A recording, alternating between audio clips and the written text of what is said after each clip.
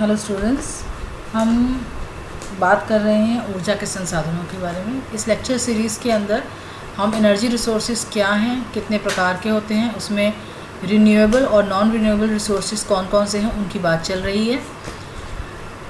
Energy के non renewable sources के अंदर हमने बात की थी कोयले के बारे में, पेट्रोल के बारे में और पेट्रोलियम गैसेस के बारे में।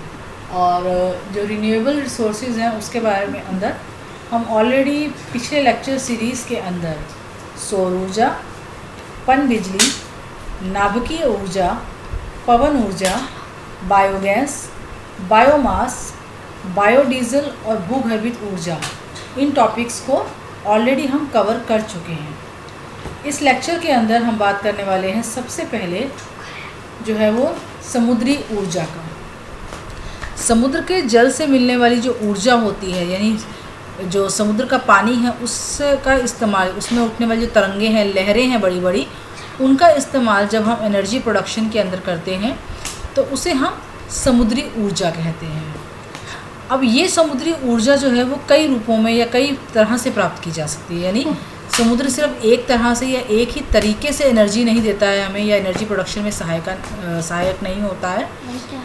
ये कई तरीके से या अलग अलग तरह के संयंत्र स्थापित किए जा सकते हैं ऊर्जा के अलग अलग रूपों का इस्तेमाल करने के लिए। जैसे सबसे पहले आता है तरंगीय ऊर्जा, यानी जो बड़ी बड़ी लहरें बनती हैं समुद्र के अंदर, जब हम उनका इस्तेमाल करते हैं तो उसको तरंगीय ऊर्जा बोलते हैं। फिर आता है इसके अंदर ज्वारीय ऊर्जा, यानी जो ज्वार भाटा के दौरान पानी के स्तर में परिवर्तन होता है उससे बनने वाली ऊर्जा।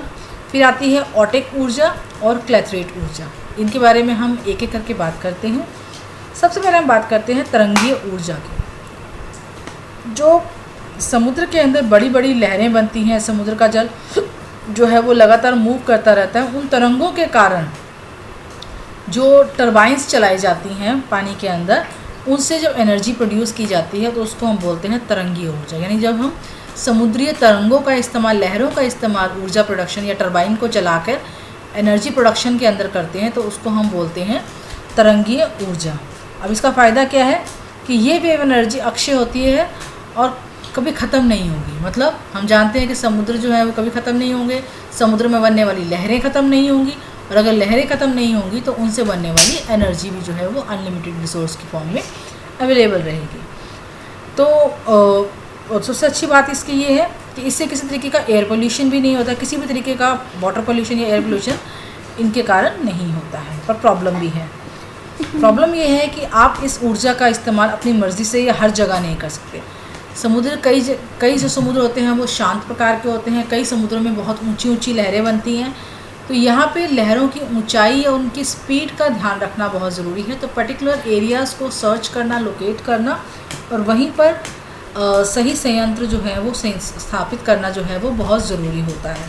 तो इसलिए हम सभी जगहों को पर इस तरह के जो संयंत्र हैं वो स्थापित नहीं कर सकते। और इसके साथ साथ कई बार ऐसा होता है कि जो एरिया हमें सही लगता है एनर्जी प्रोडक्शन के हिसाब से, समुद्र की तरंगों की टाइप या उसके एनर्जी लेवल के हिसाब से, वो हमारे जो देश की सीमा है उसके अंदर भी नहीं होता। यानी जो हमारी जलीय सीमा रहती है उसके अंदर भी नहीं आया होता।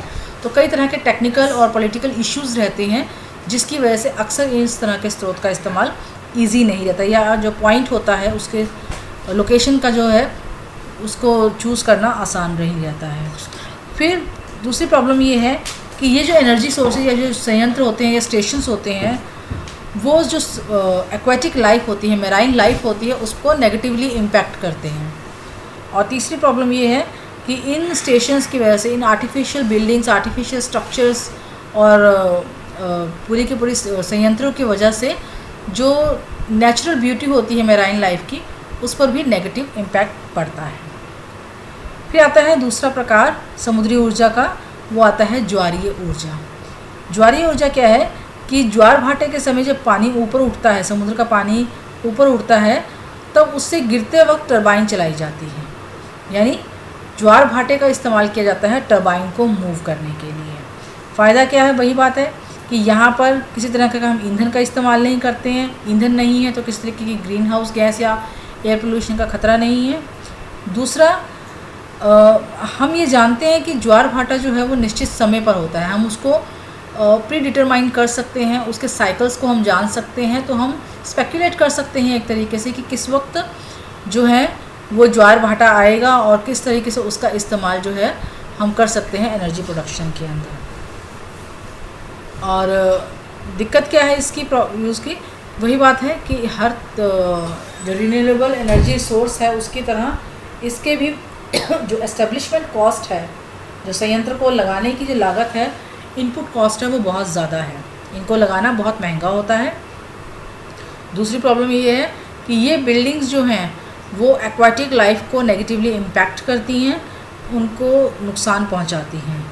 और सब एक और प्रॉब्लम है कि ये जो संयंत्र लगाए जाते हैं ये आकार में काफ़ी बड़े होते हैं, तो जो पानी के जहाज़ या बाकी जो व्हीकल्स वगैरह होते हैं, जहाज़ हैं, नावें वगैरह हैं, बोट वगैरह हैं, उनके जो नॉर्मल जो मूवमेंट है पानी के अंदर उसको ये एक तरीके से नेगेटिवली इम्पैक्ट करते हैं या उसमें हिंड्रेंस प्रोड्यूस करते हैं।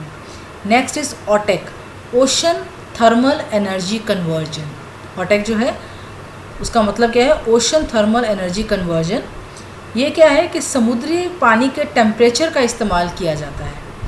जो सतह का पानी होता है वो ठंडा होता है, लेकिन जैसे जैसे हम नीचे गहराई की ओर जाते हैं पानी का जो टेम्परेचर है वो बढ़ता जाता है।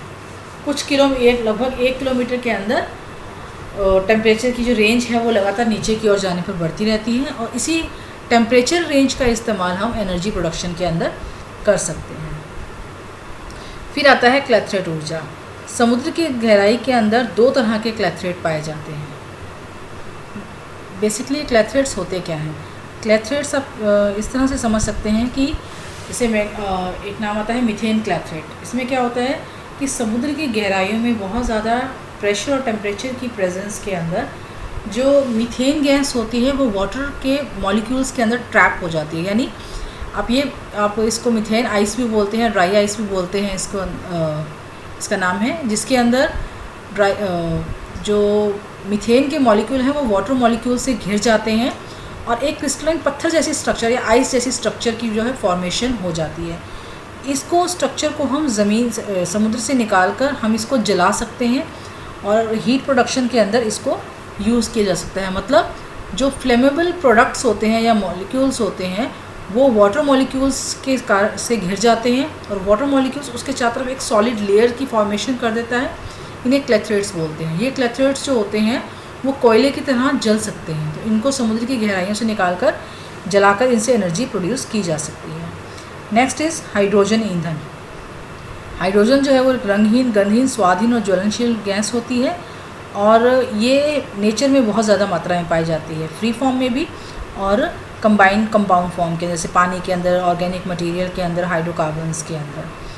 तो इसका इस्तेमाल जो है काफ़ी मात्रा में एनर्जी प्रोडक्शन के लिए किया जा सकता है। इसका इस्तेमाल CNG के साथ 30% तक मिला सकते हैं, यानी हाइड्रोजन को हम जो कंप्रेस्ड नेचुरल गैस है उसके साथ मिलाकर एनर्जी प्रोडक्शन के अंदर हम इसको जो है वो यूज़ कर सकते हैं। प्रोडक्शन के लिए हाइड्रोजन कैसे बन सकती है? हाइड्रोकार्बन्स को जलाकर वाटर के इलेक्ट्रोलाइसिस के थ्रू हम हाइड्रोजन को प्रोड्यूस कर सकते हैं और इस हाइड्रोजन को नॉर्मल जो ईंधन है या CNG गैसेज हैं उनके साथ मिलाकर एनर्जी रिसोर्स के रूप में हम इस्तेमाल कर सकते हैं।